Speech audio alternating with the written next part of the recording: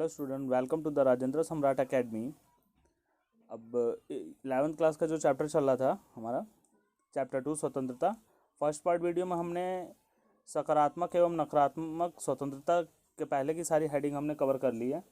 अब यहाँ से हम इस सेकंड पार्ट वीडियो में हम यहाँ से स्टार्ट करेंगे और कवर करेंगे पूरा फुल चैप्टर, जितना आधा रह गया हमारा वहाँ तक। हेडिंग है 2.5 सकारात्मक एवं नकारात्मक स्वतंत्रता। तो स्टार्ट करते हैं चैप्टर। इस अध्याय में हमने पहले स्वतंत्रता के दो आयामों की चर्चा की थी। बाहरी प्रतिबंधों के अभाव के रूप में स्वतंत्रता और स्वयं को अभिव्यक्त करने के अवसरों की विस्तार के रूप में स्वतंत्रता। राजनीतिक सिद्धांत में इन्हें नकारात्मक एवं सकारात्मक स्वतंत्रता कहते हैं। जो खुद को विस्तार करने का मतलब खुद का विकास करना या खुद का मतलब ज़्यादा फैलाव हो गया, किसी बिजनेस में हो गया या किसी भी काम में मतलब स्वतंत्रता पाना और खुद के अच्छे अवसर मिलना, अच्छी उपलब्धि हासिल करना, ये स्वतंत्रता है। ठीक है ना। राजनीतिक सिद्धांत में इन्हें नकारात्मक और सकारात्मक स्वतंत्रता कहते हैं।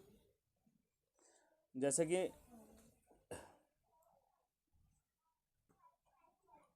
बाहरी प्रतिबंधों के अभाव के रूप में स्वतंत्रता और स्वयं को अभिव्यक्त करने के अवसरों के विस्तार के रूप में स्वतंत्रता।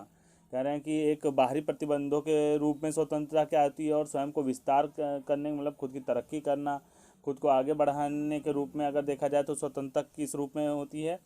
राजनीतिक सिद्धांत में इन्हें नकारात्मक और सकारात्मक स्वतंत्रता कहते हैं। अब इसमें दोनों पहलुओं में हम कहते हैं, एक नकारात्मक होती है, एक सकारात्मक स्वतंत्रता होती है।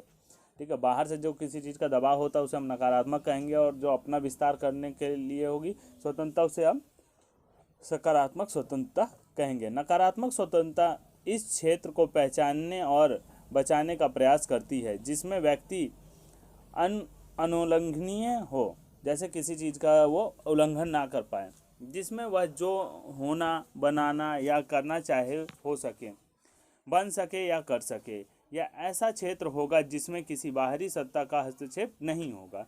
मतलब इस क्षेत्र में अगर जैसे तुम कुछ भी अपना विकास करना चाहते हो, डेवलप करना चाहते हो, इसमें कोई बाहर से आके तुम्हारा कोई इंटरफेयर नहीं कर सकता, तुम्हें डिस्टर्ब नहीं कर सकता, किसी चीज़ के लिए दबाव नहीं डाल सकता। ये छोटा सा पवित्र क्षेत्र है जिसमें व्यक्ति कुछ भी करे लेकिन उसमें हस्तक्षेप नहीं किया जा सकता। अहस्तक्षेप से इस छोटे से क्षेत्र का होना इस बात की स्वीकृति है कि मानव प्राकृतिक और मानव गरिमा को एक क्षेत्र, ऐसा क्षेत्र की आवश्यकता है जिसमें व्यक्ति दूसरे से अबाधित रूप में व्यवहार कर सके। मतलब ऐसा क्षेत्र मिलना चाहिए जिसमें कोई बाधा ना हो, किसी तरह की रोक टोक ना हो, और दूसरे से अगर व्यवहार करता हो तो उसे किसी चीज़ का जैसे ये ना लगे कि हम किसी चीज़ की उल्लंघन कर रहे हैं, किसी चीज़ की सीमा क्रॉस कर रहे हैं, ऐसा ना फील हो। यह क्षेत्र कितना बड़ा होना चाहिए और इसमें क्या क्या शामिल होना चाहिए, ये वाद विवाद के विषय हैं और बने रहेंगे, क्योंकि अहस्तक्षेप का क्षेत्र जितना बड़ा होगा स्वतंत्रता उतनी ही अधिक होगी। मतलब जब रुकावट की सीमा बहुत ज़्यादा बड़ी होगी कि मतलब कि इतना नहीं तुम्हें रोका जा सकता, अहस्तक्षेप मतलब रुकावट किए बिना, जहाँ पे रुकावट ना हो सके, तो स्वतंत्रता भी उसी मायने में बहुत ज़्यादा बड़ी होगी, क्योंकि जब रुकावट कम हो रही है तो स्वतंत्रता भी बहुत बड़ी मिल सकती है, अधिक मिल सकती है।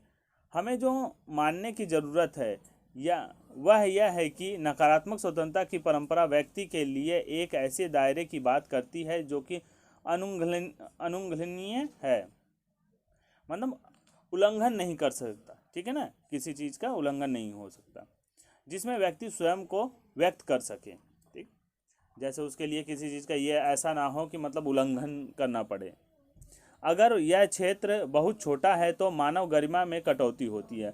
अगर किसी चीज़ का अनुल्लंघन करता है तो उसमें क्या होता है कि जैसे उसकी दायरे इतने छोटे कर दिए गए, लिमिटेशन इतनी ज़्यादा लगा दी गई किसी चीज़ के ऊपर कि वो उससे बाहर नहीं जा सकता। जैसे लड़कियां हैं, उनको अगर इतनी सीमा में बांध दिया जाए कि तुम घर से बाहर नहीं निकल सकती, ठीक है ना, तो उसका क्या हो, क्षेत्र छोटा हो गया, बस वो घर में ही रह सकती है, घर से बाहर नहीं जा सकती। अगर उसका दायरा बड़ा किया जाएगा तो स्कूल से लेके अपना और कामों में भी वो आ जा सकती है। तो इससे ज़्यादा अगर दायरा होता है कि वो खुली तौर पे सर्विस कर सकें, तो दायरा मतलब जितना छोटा किया जाएगा उसे लगेगा कि हम उल्लंघन करना पड़ रहा है। अगर दायरा बड़ा है स्कूल तक जा सकती है, तो जो घर लड़की अब तक घर में थी अब उसका दायरा बड़ा है तो स्कूल तक जा सकती है, और उसका और दायरा बड़ा हुआ तो वो काम भी कर सकती है और समाज में अच्छे ढंग से रह सकती है। तो एक लिमिट में इतना दायरा हो जाए जिससे उसे ना लगे कि उल्लंघन करना पड़ता है। तो गरिमा में कटौती होती है। मिसाल के तौर पर ऐसे दायरे को चिन्हित करने के लिए यह सवाल पूछा जा सकता है, विद्यालय, खेल का मैदान और कार्यालय जैसी विभिन्न स्थितियों में पहनावे का चयन क्या ऐसा मामला है? कह रहे कि ड्रेस के ऊपर भी, अभी जैसे अगर देखा जाए तो इंडिया की जो टेनिस प्लेयर थी सानिया मिर्ज़ा पहले, उस अब उनके ऊपर जो उनके धर्म वाले थे वो सब बहुत ज़्यादा वो उल्लंघन करते, कहते थे ये जो कि हमारे धर्म के खिलाफ है, ये मतलब छोटी ड्रेस पहनती है और ऐसे खेलना ओपन कपड़ों में, मतलब ऐसे शॉर्ट्स कपड़े पहन के खेलना, तो वो सब उसको सही नहीं मानते थे। उसके ऊपर एफआईआर तक करा दिया था मुस्लिम धर्म वालों ने। तो ये क्या है कि अब वहाँ पे अलग ही चीज़ हो जाती है, किसी चीज़ का पहनावा को लेके हो गया, खेलने के लिए तो अलग, अब वो स्पोर्ट है तो उसके लिए अलग ही ड्रेस चाहिए, ठीक है, पढ़ने जाना तो उसके लिए अलग हिसाब किताब है, सबके लिए अलग अलग है। तो सबका दायरा क्या होता है, एक लिमिट से होना चाहिए ताकि किसी चीज़ का ना लगे उल्लंघन कर सकें। तो आज़ादी उसी को कहेंगे, स्वतंत्रता। ऐसा मामला है जिसमें कि राज्य धर्म सत्ता, आईसीसी या सीबीएसई जैसे कोई भी संस्था हस्तक्षेप कर सकती है। नकारात्मक स्वतंत्रता का तर्क होता है कि वह कौन सा क्षेत्र है जिसका स्वामी मैं हूँ। नकारात्मक क्षेत्र में यह आता है कि मतलब किसी चीज़ का अपने किसी एक इंसान के ऊपर पावर आ जानी, किसी एक इंसान को ही, मतलब जब वो नकारात्मक हो जाएगा और वो जो चाहेगा वही प्रतिबंध लगा देगा। नकारात्मक स्वतंत्रता का तर्क यह स्पष्ट करता है कि व्यक्ति क्या करने से मुक्त है, और इससे उलट सकारात्मक स्वतंत्रता के तर्क कुछ करने की स्वतंत्रता के विचार की व्याख्या से जुड़े हुए हैं। नकारात्मक में ये होता है कि उसकी लिमिट है कि वो क्या कर सकता है, क्या करने के लिए उसे आज़ादी है। सकारात्मक में वो कि मतलब कुछ करने की आज़ादी, कुछ करने की मतलब स्वतंत्रता, मतलब कुछ भी कर सकता है, कुछ अच्छा कर सके अपने लिए। और नकारात्मक में उसकी लिमिट होती है, बस इतना ही कर सकते हो, इससे आगे नहीं, तुम्हारे लिए परमिशन नहीं है, तुम इतनी ही आज़ादी मिली है। के विचार से व्याख्या से जुड़े हैं। ये तर्क इस सवाल के जवाब में आते हैं कि मुझ पर शासन कौन करता है। अब इस पे भी होता है कि अगर उसके ऊपर अगर नकारात्मक पहलू है, जैसे कि अगर उसे किसी चीज़ के लिए रोक टोक की जाती है, तो उसके ऊपर कौन है जो ये सारे काम करता है, जो ये सारी चीज़ों के रोक टोक कर रहा है। इस प्रश्न का आदर्श उत्तर होगा मैं स्वयं पर शासन करता हूँ। अब कह रहा है कि ये जो इसका आदर्श उत्तर होगा मैं स्वयं पर, मैं जो चाहता हूँ वो मैं कर सकता हूँ। ठीक। सकारात्मक स्वतंत्रता के विमर्श की एक लंबी परंपरा है जिसमें रूसो, हेंगेल, मार्क्स, गांधी, अरविंद और इन विचारकों से प्रेरणा लेने वालों में देखी जा सकती है। अंडरलाइन कर लेना, ये सारे समाज सुधारक थे, रूसो से लेके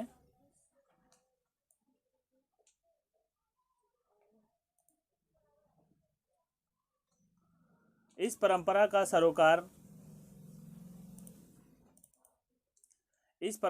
सरोकार व्यक्ति और समाज के संबंधों की प्राकृतिक और स्थिति से है। अब इसका जो जुड़ाव है क्या है कि उनके संबंधों से है, उनकी प्राकृतिक से है, स्थिति से है, किसी स्थिति में रहते हैं, कैसी सिचुएशन में, कैसी जगह में रह रहे हैं, उसके अनुसार ये प्रतिबंध लगाया जाए। यह परंपरा इन संबंधों को इस तरह सुधारना चाहती है कि किसी व्यक्ति के व्यक्तित्व के विकास में कम से कम अवरोध रहे, कम से कम अवरोध रहे। व्यक्ति एक पुष्प की तरह है, जब मिट्टी उपजाऊ हो, सूरज की रोशनी हो, पर्याप्त पानी हो और नियमित देखभाल हो, तभी वह खिल पाता है। कह रहे ये व्यक्ति की जो तुलना यहाँ पे कर दी है वो किसी पुष्प से, जैसे एक फूल है उसको पानी अगर बराबर मिल रहा है, हवा पानी मिल रही है और सूरज की रोशनी मिल रही है, मिट्टी उपजाऊ है, तो फूल अच्छे से खिल सकता है। ठीक उसी तरह से इंसान को भी अगर एक आज़ादी सही से मिल जाती है, पढ़ने लिखने हर एक चीज़ की समाज में आज़ादी है, तो वो क्या अपना भी विकास कर सकता है, अपन खुद को भी वो अच्छे प्लेस पे ले जा सकता है, अच्छी जगह पे अपना मतलब अपना स्टेटस बदल सकता है। ठीक, इस लाइन को भी अंडरलाइन करना।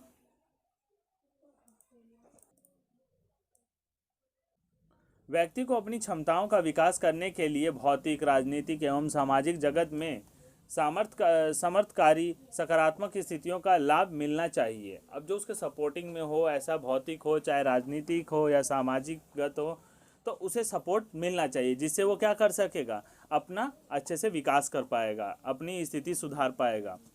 इसका अर्थ यह है कि व्यक्ति गरीब अथवा बेरोजगारी के कारण अवरुद्ध ना हो और अपनी आवश्यकताओं की पूर्ति के लिए उसके पास पर्याप्त भौतिक साधन होने चाहिए। करेक्ट। इसका मतलब ये हो गया कि इंसान के पास उसको अपनी आवश्यकता हो पूरी करने के लिए उसको रोजगार होना चाहिए, बेरोजगारी ना हो, और पूर्ण रूप से क्या करे, अपने भौतिक संसाधन होने चाहिए उसके पास निर्माण प्रक्रिया में भाग लेने का अवसर भी होना चाहिए, जिससे कि बनने वाले कानूनों में उसकी इच्छा की झलक हो। कह रहे जो कानून बनते हैं, ठीक है ना, कानून जैसे कुछ बना तो उसमें कम से कम निर्माण, किसी चीज़ का निर्माण हो तो उस जो इंसान है उनके हकों का उसमें झलक होनी चाहिए कि उसका भी फ़ायदा होगा, उनको भी सपोर्ट मिलेगा। किसी उसकी कम से कम उसकी प्राथमिकताओं को ध्यान में लिया जाए। जैसे कि उसकी जो प्राथमिकताएं हैं, जैसे किसी, अब हमारी प्राथमिकता क्या है, हमें 2 रोटी चाहिए, रोज़गार चाहिए, ठीक है ना, रोज़गार हमारी प्राथमिकता है। अगर बच्चे हैं तो उनकी प्राथमिकता है पढ़ना ज़रूरी है, उनके लिए अच्छा भोजन चाहिए, उनके लिए पोषक तत्व से भरा हुआ भोजन चाहिए, पोषित, और उसके बाद उन्हें पढ़ने की प्राथमिकता सबसे, इसीलिए छोटे बच्चों का जो प्राइमरी स्कूल होता है उसे प्राथमिक स्कूल कहा जाता है। तो प्राथमिकता वहीं होती है पहले स्टार्टिंग से। तो हर एक इंसान की प्राथमिकता अलग होती है, उम्र के हिसाब से जैसे इंसान बढ़ता जाता है प्राथमिकताएं बदल जाती हैं। सबसे पहले तो अपने बुद्धि विवेक के विकास के लिए शिक्षा और अच्छा जीवन जीने के लिए जरूरी अन्य अवसरों तक व्यक्ति की पहुंच होनी चाहिए। तो हर जो अवसर हैं, जैसे स्कूल तक व्यक्ति की पहुंच होनी चाहिए, मेडिकल तक जैसे दवाएं लेनी है या कहीं उसे जो छूट मिल रही है उस वहाँ तक उसकी पहुंच तो होनी चाहिए, तभी तो उस चीज़ को समझेगा। बिना इन सब के तो वो समझ भी नहीं पाएगा। सकारात्मक स्वतंत्रता के पक्षधारों का मानना है कि व्यक्ति केवल समाज में ही स्वतंत्र हो सकता है, समाज से बाहर नहीं। क्या ना, व्यक्ति मानते हैं कि व्यक्ति जो है कि वो सिर्फ समाज में ही स्वतंत्र हो सकता है, समाज के बाहर नहीं। और इसीलिए वह इस समाज को ऐसा बनाने का प्रयास करते हैं जो व्यक्ति के विकास का रास्ता साफ कर सके। हमें ऐसा समाज डेवलप करना चाहिए कि एक दूसरे की जैसे टांग पकड़ के कोई ना खींचे, किसी की जैसे बुराई करें, वो अगर उसका कुछ अच्छा हो रहा है तो उसको चाहते हैं कि नहीं ऐसा नहीं होना चाहिए, वो आगे नहीं निकलना चाहिए, वो पास में। तो हमें ऐसा नहीं समाज बनाना चाहिए, हमें बल्कि समाज ऐसा बनाना चाहिए जिससे कि सबको क्या करे, सपोर्ट कर पाए, ठीक है ना, सबका साथ सबका विकास वाली बात होनी चाहिए। हम सबके साथ मिलके सबको आगे जाने, हम भी आगे बढ़ें और उन सबको भी आगे लेके जाएं, और इससे क्या होगा, सबका रास्ता साफ हो जाएगा, जिससे वो अच्छे तरीके से तरक्की कर सकते हैं। दूसरी ओर नकारात्मक स्वतंत्रता का सरोकार हस्तक्षेप के अनुल्लंघनीय क्षेत्र से है। इस क्षेत्र से बाहर समाज की स्थिति से नहीं, नकारात्मक स्वतंत्रता हस्तक्षेप से इस छोटे क्षेत्र का अधिक से अधिक विस्तार करना चाहिए। नकारात्मक स्वतंत्रता से क्या है कि बिना हस्तक्षेप किए ज़्यादा से ज़्यादा इन्हें हमें छोटे छोटे क्षेत्रों को क्या करना चाहिए, विकास करना चाहिए। हालांकि ऐसा करने में वह समाज के स्थायित्व को ध्यान में रखें। बस स्वतंत्रता को भी बढ़ाएं तो समाज का स्थायित्व भी बना रहे, ना कि समाज का स्थायित्व भी खत्म हो जाए। आमतौर पर दोनों तरह की स्वतंत्रताएं साथ साथ चलती हैं। अब कुछ लिमिटेशन तो होगी कि सब करो, सब चीज़ ठीक है, लेकिन अपने समाज में एक बंधे रहो। ये नहीं कि एकदम मतलब तुम डेवलप ना हो, विकास ना करो, नहीं तो पिछड़ा हो जाएगा वो समाज। बस लेकिन समाज से बाहर ना जाओ। अब ये अलग अलग कास्ट में बढ़ गए, अलग अलग समाज है, तो इसलिए सब एक लिमिटेशन समाज में होती है कि नहीं हमारे धर्म में नहीं होती, हमारी जात में ये नहीं होती, हमारी कास्ट में ऐसा नहीं होता, हमारे एरिया में ऐसा नहीं होता। तो वो एरिया हो गया, कास्ट हो गई, ये सब एक लिमिटेशंस होती हैं। लेकिन ऐसा भी हो सकता है कि निरंकुश शासन सकारात्मक स्वतंत्रता के तर्कों का सहारा लेकर अपने शासन को न्यायोचित सिद्ध करने की कोशिश करे। अब निरंकुश शासक जो है वो सकारात्मक स्वतंत्रता को लेकर क्या करेगा, तर्कों के सहारे अपने शासन को न्यायोचित अच्छा सिद्ध करने की कोशिश करेगा कि नहीं ये मेरा शासन सही है, मैंने जो कहा है वो सही है, हमारी तरफ से जो लिया गया आधार, हमारी तरफ से जो स्वतंत्रता की बात है वो सही है। ठीक। तो अपनी अपनी मतलब कभी कभी राजा भी कह सकते हैं कि न्याय शासक जो होगा उस टाइम वो अपना शासन चलाने के लिए अपने मत से उसको सोच के कहेगा कि नहीं ये सही है लोगों के लिए। अभिव्यक्ति की स्वतंत्रता, किसी को अभिव्यक्ति की स्वतंत्रता मतलब खुद कैसे वो किसी को प्रेजेंट कर सकता है, कितनी स्वतंत्रता उसे होनी चाहिए। तो अभिव्यक्ति की स्वतंत्रता का मुद्दा हस्तक्षेप के लघुत्तम क्षेत्र से जुड़ा हुआ माना जाता है। जे एस मिल ने सबल तर्क रखे हैं कि अभिव्यक्ति की स्वतंत्रता प्रतिबंधित नहीं होनी चाहिए। कह रहा है कि अभिव्यक्ति की स्वतंत्रता क्या है, प्रतिबंधित नहीं होनी चाहिए किसी भी हाल में। लेकिन यह चर्चा के लिए एक अच्छा प्रसंग है। कह रहा है कि किसी की स्वतंत्रता प्रतिबंधित नहीं होनी चाहिए, और यही टॉपिक क्या है चर्चा के लिए बहुत है, प्रसंग के लिए एक अच्छा टॉपिक माना जा सकता है। बहुत बार किसी पुस्तक, नाटक, फिल्म या किसी शोध पत्रिका के लेख पर प्रतिबंध लगाने की मांग उठती है। जैसे कई सेंसर बोर्ड का करके कहते हैं कि इस पर बैन लगा दो, ये फिल्म नहीं चलेगी, ये बुक नहीं छपेगी, ये पत्रिका नहीं आएगी, न्यूज़पेपर नहीं आएगा, करते हैं। किसी पुस्तक पर प्रतिबंध लगाने की मांग को इस चर्चा के आलोक में देखा गया है। अभी तक हमने स्वतंत्रता को विकल्प निर्धारण के रूप में देखा, जहां सकारात्मक और नकारात्मक स्वतंत्रता के बीच फर्क किया। अभी तक हमने एक विकल्प ऑप्शन के रूप में देखा, जहां इन दोनों में हमने अंतर निकाले। जहां हमने स्वतंत्रता पर न्यायोचित सीमाएं लगाने की जरूरत को स्वीकार किया, लेकिन साथ ही यह भी माना कि इन सीमाओं को उचित प्रक्रिया और महत्वपूर्ण नैतिक तर्कों के समर्थन की जरूरत है। अभिव्यक्ति की स्वतंत्रता एक बुनियादी मूल्य है, और जो लोग इसको सीमित करना चाहते हैं उनसे बचने के लिए समाज को कुछ असुविधाओं को सहने के लिए तैयार रहना चाहिए। कह रहे हैं अगर इसको सीमित करना चाहते हैं तो लोगों को भी क्या करना चाहिए, कुछ सीमाओं को सहन करने के लिए तैयार होना चाहिए। जैसे अगर हम फूल जाते हैं तो फूल के साथ कांटे भी होते हैं ना, तो कुछ आज़ादी मिलेगी तो कुछ सीमाएं तो होंगी, लिमिटेशंस होंगी। वॉल्टेयर का कथन याद करें, तुम जो कहते हो मैं उसका समर्थन नहीं करता, लेकिन मैं मरते दम तक तुम्हारे कहने के अधिकार का बचाव करूंगा। कह रहे कि मतलब वॉल्टेयर जो कहते हैं कि जो तुम कह रहे हो उसका समर्थन तो नहीं करेगा, लेकिन तुम्हारे कहने के बचाव करेगा। वो जो तुम कहना चाहते हो उसके अधिकार का, तुम्हें जो अधिकार स्वतंत्र बोलने की स्वतंत्रता, उसका बचाव जरूर करूंगा। तुम क्या कह रहे हो ये तुम्हारी जिम्मेदारी है, ठीक, लेकिन तुम्हें कहने की जो आज़ादी है मैं उसका क्या करूंगा, जरूर सपोर्ट करूंगा, उसका सुरक्षा प्रोटेक्शन करूंगा। हम इस अभिव्यक्ति की स्वतंत्रता से कितनी गहराई से प्रतिबद्ध हैं।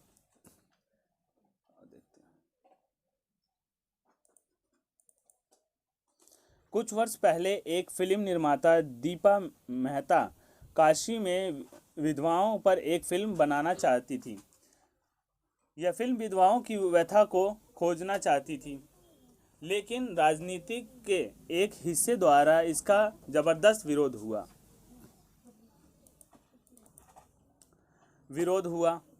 अब जब विरोध हुआ तो फिर उसके बाद उसको पूरी स्टोरी नहीं मिली, उसके बारे में कुछ खोज की तो, लेकिन फिल्म बनाना शुरू की। फिल्म निर्माता थी तो जब पता लगा तो उन्होंने इस फिल्म को ही बैन कर दिया, क्योंकि विधवाओं का अपमान एक तरह से उनकी पूरी दयनीय स्थिति सारी प्रेजेंट करती। विरोधियों को लगता था कि इसमें भारत को बहुत बुरे तरीके से प्रस्तुत किया गया है, तो उन्हें लगता था कि भारत की जो स्थिति है बहुत बुरे तरीके से इसमें प्रेजेंट कर दी गई है, इसलिए उस पर उन्होंने प्रतिबंध लगा दिया। उन्हें यह भी लगता था कि यह फिल्म विदेशी दर्शकों की ज़रूरतों को पूरा करने के लिए बनाई जा रही है। विदेशी मतलब जो चाहते हैं कि यहाँ जो विधवाएं हैं वो कैसी ज़िंदगी है उनके बारे में पूरा, मतलब उनसे जुड़ी जो भी तथ्य हैं सारा चीज़ दिखाने। तो विदेशी ये मूवी को देखेंगे तो उन्हें इस चीज़ से हर एक चीज़ की जानकारी मिलेगी। तो ये जो विरोधक थे ये कहते थे हमारे देश की इससे बदनामी होगी, इसलिए उसे रोक दिया गया, और इससे प्राचीन नगर की बदनामी होगी। उन्होंने इस फिल्म को नहीं बनने दिया और परिणाम स्वरूप फिल्म काशी में नहीं बनाई जा सकी। बाद में यह फिल्म कहीं और बनाई गई। इसी तरह से ऑर्बे मेनन की रामायण रिटोल्ड और सलमान रुश्दी की द सैटनिक वर्सेस समाज के कुछ हिस्सों में विरोध के बाद प्रतिबंधित कर दी गई। तो ये भी है, इसको अंडरलाइन कर लेना, मूवी का नाम दिया the last temptation of Christ नामक फिल्म और मी नाथुराम बोलते नाम का नाटक भी अन्य समूहों द्वारा विरोध के बाद प्रतिबंध कर दिया गया। ये सारे जो हैं ये फिल्म और नाटक ये सब क्या है, प्रतिबंध लगा दिए गए। नाथुराम का मतलब कुछ सपोर्टर थे और कुछ नहीं, गांधी जी के सपोर्टर, जो गांधी जी के सपोर्टर थे इसे पसंद नहीं करते थे, इसलिए इसे बैन करा दिया गया, प्रतिबंध करा दिए गए। इस तरह के प्रतिबंध आसान लेकिन अल्पकालिक समाधान है, क्योंकि यह तत्कालिक मांग को पूरा कर देते हैं, लेकिन समाज में स्वतंत्रता की दूरगामी संभावनाओं की दृष्टि से यह बहुत खतरनाक है। क्योंकि जब हम एक बार प्रतिबंध लगाने लगते हैं तब प्रतिबंध लगाने की आदत विकसित हो जाती है। जब किसी चीज़ को हम बार बार रोकते हैं तो हमारी आदत सी बन जाती है कि हम तो इसे 2 मिनट में रोक लेंगे, फटाक से क्या करते हैं फिर उस पर प्रतिबंध लगाते थे, हर एक चीज़ में टांग अड़ाने की आदत हो जाती है फिर। लेकिन क्या इसका मतलब यह है कि प्रतिबंध कभी लगाया ही नहीं जाना चाहिए?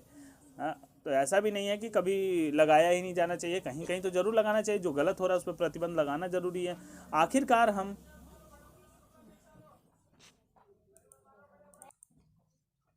पहले बॉक्स पढ़ लेते हैं फिर नेक्स्ट पेज पे चलते हैं। आ जाओ। अभिव्यक्ति की स्वतंत्रता बॉक्स में भी समझाया गया है, एक बार देख लेते हैं बॉक्स में। 19वीं शताब्दी के ब्रिटेन के एक राजनीतिक विचारक जॉन स्टुअर्ट मिल ने अभिव्यक्ति तथा विचार और वाद विवाद की स्वतंत्रता का बहुत ही भावपूर्ण पक्ष प्रस्तुत किया है। अपनी पुस्तक ऑन लिबर्टी में उसने 4 कारण पेश किए हैं कि अभिव्यक्ति की स्वतंत्रता उन्हें भी होनी चाहिए जिनके विचार आज की स्थितियों में गलत या भ्रामक लग रहे हों। कह रहे सबको मतलब अभिव्यक्ति की अपने आप के अपने विचारों को क्या कहते हैं वो व्यक्त करने की स्वतंत्रता होनी चाहिए। पहला कारण तो यह कि कोई भी विचार पूरी तरह से गलत नहीं होता। कोई भी विचार कह रहे हैं कि पूरी तरह से गलत नहीं होता। जो हमें गलत लगता है उसमें सच्चाई का तत्व होता है। अगर हम गलत विचार को प्रतिपादित कर देंगे तो इसमें छुपे सच्चाई के अंश को भी खो देंगे। कह रहे हैं कि जो गलत विचार होते हैं उसमें भी कुछ सच्चाई होती है, अगर हम उसको ही इग्नोर कर देंगे तो क्या होगा, हम सच्चाई के कुछ अंश को नहीं पा पाएंगे। अंडरलाइन कर लेना इसे भी।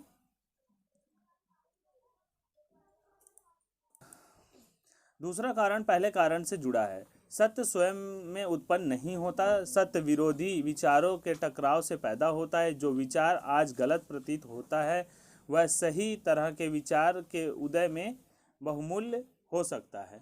अगर जो विचार आज गलत है, ठीक है ना, और उसी से जुड़ के क्या होता है आगे जाके फिर नया विचार उत्पन्न। तीसरा, विचारों का यह संघर्ष केवल अतीत में ही मूल्यवान नहीं था बल्कि हर समय में इसका सतत महत्व है। सत्य के बारे यह खतरा हमें सत्य के बारे में यह खतरा हमेशा होता है कि वह एक विचारहीन और रूढ़ियुक्ति में बदल जाएगा। जब हम इसे विरोधी विचार के सामने रखते हैं तभी इस विचार का विश्वसनीय होना सिद्ध होता है। जब गलत विचार के साथ अगर हम सही विचार रखते हैं तो उसमें दोनों में अंतर मिलता है, तो सही गलत में हम पहचान पाते हैं कि ये विश्वसनीय है या नहीं विश्वसनीय है। उसके बाद अंतिम बात यह है कि हम इस बात को लेकर भी निश्चित नहीं हो सकते कि जिसे हम सत्य समझते हैं वही सत्य है। अब इसके लिए भी हम निश्चित नहीं हो सकते जो हम समझते हैं वही सत्य हो। कई बार जो हम समझते हैं वो गलत भी होता है। कई बार जिन विचारों को किसी समय पूरे समाज में गलत समझा या दबाया था बाद में सत्य पाया गया। कई बार जो विचार थे उसको दबा दिया गया तो कि ये गलत है, ये सही नहीं है, और बाद में कुछ दिनों के बाद या कुछ सालों के बाद पता चला कि जो वो कह गए थे आज वो सत्य है। ठीक है, जैसे उसमें जो दार्शनिक लोगों के नाम बताए थे वो सारे उन्होंने जो कहे थे आज वही विचार सब क्या है समय में सबके सामने हैं। कुछ समाज ऐसे विचारों का दमन करते हैं जो आज उनके लिए स्वीकार्य नहीं है, लेकिन ये विचार आने वाले समय में बहुत मूल्यवान ज्ञान में बदल सकते हैं।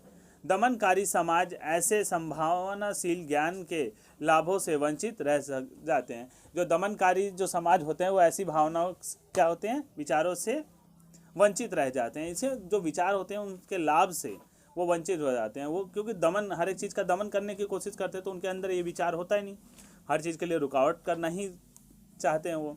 तो ये इनके विचार थे। अब आते हैं नेक्स्ट आगे, यहाँ से चैप्टर जहाँ से हम चल रहे थे। आखिरकार हम फिल्मों की सेंसरशिप भी तो करते हैं। सेंसरशिप प्रतिबंध से अलग है। जिन सवालों पर अक्सर वाद विवाद होता है वे ये हैं कि किस स्थिति में प्रतिबंध लगाना चाहिए और किस में नहीं।